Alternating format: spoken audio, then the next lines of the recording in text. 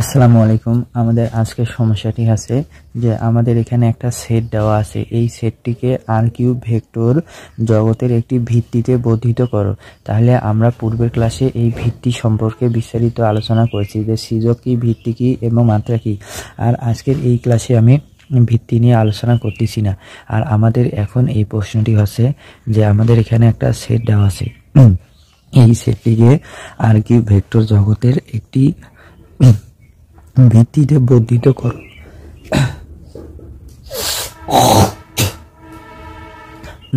তাহলে আমরা প্রথমে কি করব, এই অঙ্কটির ক্ষেত্রে আমাদের এই সেটটিকে আর কিউব ভেক্টর জগতের একটি ভিত্তিতে বর্ধিত করতে হবে। তাহলে আমাদের এখানে সেটের উপাদান আছে দুইটা, আর এখানে আছে আর কিউব। তাহলে আর কিউব মানে আছে বাস্তব জগতের ত্রিমাত্রিক বিন্দু সেট, তাই আর কিউবের মাত্রা হবে 3টা। তাই আর কিউবের মাত্রা হবে 3, কিন্তু এখানে আমাদের উপাদান আছে 2টা। তাহলে আমাদের এখানে আরও একটা উপাদান ধরতে হবে। তাহলে আমরা প্রথমে কি করব, যে আমাদের এইখানে যে ভেক্টরগুলো আছে, তাহলে আমরা লিখলাম যে প্রদত্ত ভেক্টর দ্বয়কে ম্যাট্রিক্স আকারে লইয়া ইসালন আকারে প্রকাশ করিয়ে পাই। তাহলে এই ভেক্টরগুলোকে আমি এই প্রথম ভেক্টরটাকে প্রথম সারি নিলাম, আর দ্বিতীয় ভেক্টরকে দ্বিতীয় সারি নিলাম। নেওয়ার পরে এইটারে এখন আমরা ইসালন আকারে প্রকাশ করব। তাহলে আমরা ইসালন আকারে প্রয়োগ করার শর্তে ছিল আমাদের এই ভুক্তিটা 0 হবে, আর প্রথমটা হবে অশূন্য সারি। তাহলে এইটা হবে কি 0 হবে। একে যদি 0 করতে চাই তাহলে আমি দ্বিতীয় সারিকে 2 দিয়ে গুণ দেব, দিয়ে প্রথম সারি থেকে আমি বিয়োগ করব। আর প্রথম সারিটা আমার ঠিক থাকবে, তাহলে আছে 2 0 1। আর এই সারিকে আমি 2 দিয়ে গুণ দেবো, তাহলে 2 দিয়ে গুণ দিলে হয় 2 বিয়োগ 2, তাহলে হয় 0। এখানে হয় 1 ও 2 দিয়ে গুণ দিলে 2, 2 বিয়োগ 0 মানে হচ্ছে কি 2। এরপরে আমি 1 ও 2 দিয়ে গুণ দিলে 2, 2 বিয়োগ 1 তাহলে হচ্ছে 1। তাহলে আমাদের এইটা আছে ইসালন আকার। এখন আমরা এই ইসালন আকার থেকে যদি দেখি, তাহলে এখানে আমাদের কোনো অশূন্য সারি নাই। এই ইসালন আকার থেকে আমরা যদি দেখি, তাহলে আমাদের এখানে কোনো অশূন্য সারি নাই। তাই আমাদের আর কিউবের 3টি যোগাশ্রয়ী অনির্ভরশীল ভেক্টর থাকবে। এখানে প্রশ্ন আছে যে 3টি অনির্ভরশীল ভেক্টর কিভাবে বিদ্যমান থাকবে। এখানে দেখেন, এখানে আছে আর কিউব। তাহলে আমরা জানি আর কিউবের মাত্রা হচ্ছে 3, আর কিউবের মাত্রা 3। সুতরাং আর কিউবের যে কোনো ভিত্তিতে 3টি যোগাশ্রয়ী অনির্ভরশীল ভেক্টর থাকবে। এখন প্রশ্ন হলো 3টি অনির্ভরশীল ভেক্টর কি থাকবে। আমাদের এখানে 2টা অনির্ভরশীল ভেক্টর দেওয়া আছে। তাহলে আমরা একটা অনির্ভরশীল ভেক্টর আর কি ধরি নেব, সে ভেক্টরটি আছে 0 0 1। তাহলে আমরা কি নেব, এখানে নিব 0 0 1 ভেক্টর নিলে সেট এইখানে উপাদান আছে 2টা, তখন আমাদের উপাদান হবে 3টা নিলে ভেক্টরটা যোগাশ্রয়ী অনির্ভরশীল হয়। এখন আমরা সেটি লিখিয়ে দিব। প্রকাশ করানোর পরে এই অংশটুকু পাইলাম। আমরা জানি ইসালন আকারে প্রকাশ করানোর পরে যদি আমার এখানে কোনো অশূন্য সারি থাকে, তাহলে আমরা জানি ওই ভেক্টরটি হবে আমাদের যোগাশ্রয়ী অনির্ভরশীল, যেহেতু আমাদের এখানে কোনো অশূন্য সারি নেই। অর্থাৎ যে আমরা এই সমীকরণ জোটকে ইসালন আকারে প্রকাশ করানোর পরে এই সমীকরণটা পাইলাম। এই সমীকরণে প্রকাশ করানোর পরে, অর্থাৎ ইসালন আকারে প্রকাশ করানোর পরে আমরা দেখলাম যে এখানে কোনো আমাদের শূন্য সারি নাই, অর্থাৎ সবগুলোই শূন্য, এমন কোনো সারি নাই। যেহেতু এমন কোনো সারি নাই, সেহেতু আমাদের এই ভেক্টরের সেটটা হবে একটা যোগাশ্রয়ী অনির্ভরশীল। এখন আমাদের এই অঙ্কটিতে কাজ করতে হবে যে এত সেটটি আর কিউব ভেক্টর জগতের একটি ভিত্তিতে বর্ধিত করতে হবে। এটি যদি আমরা করতে যাই, তাহলে আমাদের প্রথমে দেখতে হবে যে এখানে আমাদের এই অঙ্কটির ক্ষেত্রে আমাদের সেটের উপাদান আছে 2টা, কিন্তু আমাদের বলা আছে যে আর কিউবের মাত্রা 3। তাহলে আর কিউবের মাত্রা কত, 3। আর আমাদের এখানে আর কিউবের 2টা উপাদান দেওয়া আছে। তাহলে কি হবে, যে আমাদের আরো একটা উপাদান শর্ট হচ্ছে, তাহলে এই উপাদানটাকে আমরা ধরি নেব। তাহলে আমরা কি ধরি নেব, আর সেটি হবে 0 0 1 ধরি নেব। তাহলে আমরা যদি 0 0 1 ধরি, তাহলে আমাদের ওখানে সেটের উপাদান হবে 3টা। তাহলে এটি 3টা হয়ে গেলে আমাদের এটি আর এর 3 মাত্রিক একটা ভেক্টরের সেট হবে। এখন আমরা এখানে লিখলাম যেহেতু আর কিউবের মাত্রা 3, যেহেতু আর কিউবের মাত্রা 3, সুতরাং আর কিউব এর যে কোনো ভিত্তিতে 3টি যোগাশ্রয়ী অনির্ভরশীল ভেক্টর থাকিবে প্রদত্ত সেটটিতে। তাহলে প্রদত্ত সেট মানে কি, আমাদের এই যে এইটা যে সেটটা দেওয়া ছিল, এই যে এই সেটে আমাদের উপাদান আছে একটা 2টা।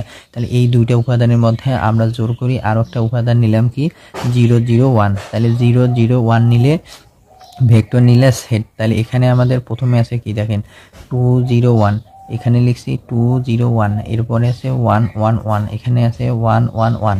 এরপরে আমরা আর একটা ভেক্টর কি নিছি, নতুন নিছি, যে আমরা জোর করে ধরে নিছি, সেটা আছে 0 0 1। এটি নেওয়ার উদ্দেশ্য কি, এটি নেওয়ার উদ্দেশ্য হচ্ছে আমাদের অঙ্কটিকে আমরা যদি সহজে প্রমাণ করতে পারি, এজন্য আমরা এই অংশটুকু নিছি। তাহলে আমাদের কি হলো, প্রদত্ত সেটটিতে 0 0 1 ভেক্টর নিলে সেট এত যোগাশ্রয়ী অনির্ভরশীল হয়। অর্থাৎ এখানে আমাদের সেটের উপাদান প্রশ্নে আছে একটা দুইটা, আর আমরা জোর করে নিছি হলো 0 0 1, তাহলে আমাদের সেটের উপাদান হলো তিনটা, আর যখন তিনটা হবে তখন এটি একটা যোগাশ্রয়ী অনির্ভরশীল হয়। এরপরে আমরা লিখছি এখন যদি মানে আমাদের এই যে এইখানে যে সেটটা ছিল, এই সেটটা ভেক্টরের সেটটি আর কিউবের সূচক হয়, উহা আর কিউবের ভিত্তি হবে। তার মানে কি, মানে হচ্ছে যে আমাদের এই সেটটাকে আমরা যদি আমাদের এই সেটটাকে যদি আমরা এখন এই সেটটা যে আছে, এই সেটটাকে যদি আমরা ভেক্টরের সেটটি আর কিউবের সূচক হয়, মানে কি এই সেটটাকে যদি আমরা এখন সূচক প্রমাণ করতে পারি, তাহলে আমরা বলতে পারবো যে উহা আর কিউব এর একটি ভিত্তি হইবে। তাহলে আমি আবারও বলতেছি, আমরা যদি আমাদের এইখানে যে সেটটা আছে, এই সেটটাকে যদি আমরা আর কিউব এর একটি সূচক এটি প্রমাণ করতে পারি, তাহলে আমরা বলতে পারবো যে ওই সেটটায় আর কিউবের ভিত্তি হইবে। তাহলে এটাই হচ্ছে ভিত্তি ডেফিনেশন। কোনো একটা সেটকে যদি আমরা ভিত্তি বলতে যাই, তাহলে আমাদের প্রথমে ওই সেটটাকে সূচক প্রমাণ করতে হবে।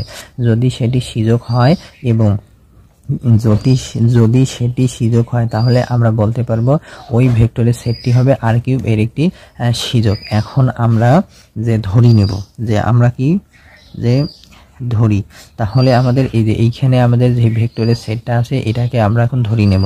তার মানে তিনটা স্কেলার নেব এক্স ওয়াই জেড, এই এক্স ওয়াই জেড এর সাথে তিনটা ভেক্টরের সেট যে আছে তাকে গুণ দেব আমি। এখন আমরা প্রথমটা ধরলাম এক্স এর সাথে গুণ দেব কাকে, 0 0 1, সরি 2 0 1 2 0 1 প্লাস, এরপরে ওয়াই এর সাথে আমি গুণ দেব হলো y ইন্টু 1 1 1 প্লাস, এরপর আমি জেড এর সাথে গুণ দেব হলো 0 0 1 ইকুয়াল এ বি সি, এইটাকে আমরা ধরে নিলাম। আর এখানে আছে for all a b c belongs to R cube, a b c belongs to R cube, এটি আমরা ধরি নিলাম, a b c belongs to R cube. তাহলে আমরা কি ধরলাম, যে আমরা এই অঙ্কটির ক্ষেত্রে ধরে নিলাম এই যে এই ভেক্টরের যে সেটটা আছে, এই ভেক্টরের সেটের এটা প্রথম উপাদান, এটা দ্বিতীয়, এটা তৃতীয়। প্রথম উপাদানের সাথে এক্স গুণ করে লিখলাম, এরপরে যোগ, দ্বিতীয় উপাদানের সাথে ওয়াই গুণ করে লিখলাম যোগ, তৃতীয় উপাদানের সাথে জেড গুণ করে লিখলাম সমান এ বি সি। আমরা এখন এই সমীকরণ থেকে এক্স এর মান, ওয়াই এর মান এবং জেড, এই তিনটার আমরা এখন মান বের করব। ওই তিনটার মান বের করানোর পরে আমরা এই সমীকরণে আবার বসাই দেব। বসাই দিলে আমাদের এই অঙ্কটার ক্ষেত্রে চলক সেম হবে।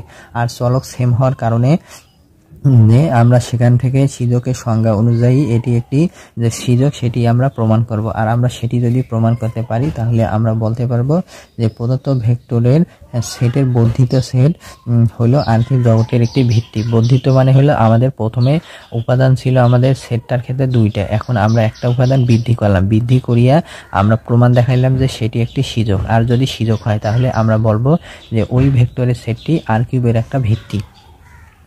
বাহ, তাহলে আমরা এখন এক্স দিয়ে 2 কে গুণ দিই, তাহলে 2x, এক্স দিয়ে 0 গুণ দিলে 0, এক্স দিয়ে 1 কে গুণ দিলে এক্স প্লাস, এখন ওয়াই দিয়ে 1 কে গুণ দিলে ওয়াই, ওয়াই দিয়ে 1 কে গুণ দিলে ওয়াই, ওয়াই দিয়ে 1 কে গুণ করলে ওয়াই প্লাস, এবার জেড দিয়ে গুণ দিই, জেড দিয়ে 0 গুণ করলে জেড, জেড দিয়ে 0 গুণ জেড দিয়ে 0 গুণ করলে হবে 0, জেড দিয়ে 0 গুণ করলে হবে 0, জেড দিয়ে 1 কে গুণ করলে হবে Z equal a b C. এখন আমরা সেটের প্রত্যেকটা উপাদান প্রথমে যোগ লিখব, অর্থাৎ 2x প্লাস ওয়াই প্লাস 0, তাহলে 2x প্লাস ওয়াই প্লাস 0। এরপর আমরা নিব 0 plus y plus 0, 0 plus y plus 0। এরপর নিব হলো x plus y plus z, x plus y plus z equal a b c. বা এখন আমাদের এই অংশটুকু সমান হবে এ, এই অংশটুকু সমান হবে বি, আর এই অংশটুকু সমান হবে সি। আমরা এখন সেটি লিখব যে 2x plus y plus 0 equal a. এরপরে আছে 0 plus y plus 0 equal b. এরপরে আছে x plus y plus z equal c. আর এটিকে আমরা একটা সমীকরণ জোট আকারে লিখলাম। তাহলে এই সমীকরণ জোট থেকে আমরা যদি একটু ভালোভাবে লক্ষ্য করি তাহলে আমরা এখান থেকে ওয়াই ইকুয়াল বি, তাহলে আমরা ওয়াইয়ের মান পাইলাম বি। এই ওয়াইয়ের মান যদি আমরা এই সমীকরণে বসাই তাহলে আমি এক্স এর মান পাবো। এই এক্স এর মান আর ওয়াইয়ের মান যদি এই তৃতীয় সমীকরণে বসাই তাহলে আমরা কার মান পাবো? এক্স এর মান পাবো। এই এক্স ওয়াই জেড এর মান আমরা এখন যে আমাদের কাঙ্ক্ষিত যে 1 নং সমীকরণটা ছিল সেই 1 নং সমীকরণে আমরা বসিয়ে দিব। তাহলে আমরা এখান থেকে কি পাই? আমরা এখান থেকে পাইলাম যে বা ওয়াই ইকুয়াল বি। তাহলে ওয়াই ইকুয়াল বি পাইলাম। এই ওয়াই এর মান যদি আমরা এখন 1 নং এ বসাই তাহলে আমরা কার মান পাবো? সেখান থেকে আমরা এক্স এর মান পাবো। এখন আমরা এক্স এর মান বের করি। তাহলে আমাদের এখানে আছে 2x, তাহলে 2x প্লাস এই যে ওয়াই এর মান আছে বি প্লাস 0 ইকুয়াল এ। তাহলে আমরা ওয়াই এর মান পাইলাম বি। এই ওয়াই এর মান যদি আমরা এখন এখানে বসাই তাহলে আমরা এক্স এর মান পাবো। তাহলে আমরা যদি ওয়াই এর মান বি বসাই তাহলে এখানে আছে 2x, এই যে 2x প্লাস এখানে ওয়াই সমান বি, এই যে বি বসাইলাম প্লাস 0 ইকুয়াল এ। তাহলে আমরা এখন এই সমীকরণ থেকে আমরা এক্স এর মান বের করব। তার মানে এখানে আছে 2x সমান, তাহলে এখানে বি প্লাস আছে, তাহলে এডি গেলে হলো এ মাইনাস বি, মানে এখানে বি প্লাস আছে এডি গেলে মাইনাস। এখন আমরা যদি এই উভয় পক্ষকে 2 দিয়ে ভাগ করি, 2 দিয়ে ভাগ করলে হবে x সমান a মাইনাস বি বাই 2। তাহলে আমরা x এর মান পাইলাম, y এর মান পাইলাম। এই x এবং y এর মান আমরা এখন এই যে 3 নং সমীকরণে বসাবো। তাহলে আমাদের 3 নম্বরে কি আছে? x। তাহলে x এর মান আমরা কত পাইলাম? x এর মান পাইলাম হলো a মাইনাস বি বাই 2। এরপর আছে কি প্লাস y এর মান কত পাইছি? প্লাস b, এই যে প্লাস b প্লাস। আর এরপরে আমাদের এখানে আছে কি z সমান c বা। তাহলে আমরা এখন এখান থেকে z এর মান বের করব। তাহলে z কে আমরা ডান পক্ষে রাখলাম, যে z কে আমরা কি বাম পাশে রাখলাম, z সমান, আর এই অংশটুকু ডান পাশে নিয়ে গেলাম। তাহলে c minus a minus b by 2 minus এখানে b প্লাস আছে এটি হলো মাইনাস, আর a মাইনাস b বাই 2 সামনে প্লাস ছিল এটি হলো মাইনাস। বা আমরা এখানে কি করব? এখান থেকে আমরা এখন z এর মান বের করব। আর আমরা যদি z এর মান বের করতে যাই তাহলে আমাদের a minus b by 2 plus b এই অংশটুকুকে আমরা পক্ষান্তর করি, এইটা পাইলাম যে c minus a minus b by 2 minus b। এখন যদি আমরা এখানে লিখি যে z ইকুয়াল, এখানে আমরা এখন লসাগু করব। তাহলে আমাদের এখানে আমাদের লসাগু কি আছে? লসাগু আছে 2। তাহলে 2 দিয়ে c কে গুণ দিলে হবে 2c, এই 2 দিয়ে 2 কাটা গেল, থাকলো হলো -1 দিয়ে a গুণ করলে হবে মাইনাস a, এই -1 দিয়ে আবার মাইনাস b কে গুণ দিলে হবে প্লাস b। এরপরে আমাদের আছে 2 নিচে 1 আছে, তাহলে এই 1 দিয়ে আমি মাইনাস b কে যদি গুণ দেই তাহলে হবে মাইনাস b, ওই মাইনাস b এর সাথে 2 গুণ দিলে হবে মাইনাস 2b বা z সমান। তাহলে এইখান থেকে আমরা যদি z এর মান বের করি তাহলে কি হয়? তাহলে হচ্ছে আমাদের 2c মাইনাস a, আর এখানে আছে মাইনাস 2b প্লাস b, তার মানে হচ্ছে মাইনাস b। তাহলে আমরা এখানে x এর মান, y এর মান এবং z এর মান বের করলাম। এই x y z এর মান আমরা এখন 1 নং সমীকরণে বসে দিব। তাহলে আমরা 1 নং এ x y z এর মান বসিয়ে আমরা এই অংশটুকু পাইলাম। এখন আমরা এই অংশটুকু যদি আমরা একটু ভালোভাবে দেখি তাহলে আমাদের দেখতে পাবো যে আমাদের 1 নং সমীকরণে x y z equal x y x এর সাথে এটা ছিল, y এর সাথে এটা ছিল, z এর সাথে এটা ছিল, vector equal a b c ছিল। তাহলে আমরা এখানে x এর মান বসালাম a মাইনাস b বাই 2 এর সাথে এটা গুণ আছে, প্লাস y এর মান আছে b এর সাথে আমাদের এই ভেক্টরটা গুণ আছে, প্লাস z এর মান আমরা পাইলাম 2c minus a minus b by 2, এটার সাথে আমাদের এইটা গুণ আছে, এটা ইকুয়াল abc। তাহলে আমাদের এই পুরো সমীকরণটা আমাদের চলক abc আকারে হইল। এখন আমরা জানি যে সীজকের সংজ্ঞা হতে পাই যে abc আছে এখানে 3 মাত্রা বা এখানে আছে 3টা উপাদান। তাহলে এই abc কে আমরা লিখতে পাবো যে বাস্তব জগতের সকল ত্রিমাত্রিক বিন্দু সেটকে আমরা r³ লিখলাম। আর আমাদের এই যে এই পুরো অংশটুকু যে বা এই লাইনটুকু আছে, এই লাইনটুকু আমরা যদি সীজক আকারে লিখি তাহলে এখানে আসবে এল, আর এরপরে ছিল আমাদের উপাদান ছিল এস মানে কি? এই যে এইখানে যে ভেক্টরগুলো আছে এই ভেক্টরগুলো হবে এল এস। তাহলে আমরা কি পাইলাম যে আমাদের ডান পাশে ছিল abc, তাহলে এই abc কে লিখলাম আমরা r³ মানে কি? বাস্তব জগতের সকল ত্রিমাত্রিক বিন্দুর সেট হচ্ছে আমাদের এই অংশগুলো। তাহলে এই abc এর পরিবর্তে আমরা লিখলাম r³, আর এই অংশটুকুকে আমরা সীজক আকারে যদি লিখি তাহলে এখানে আসবে এল এবং এইখানে হবে ভেক্টরগুলো এইটা আর এইটা।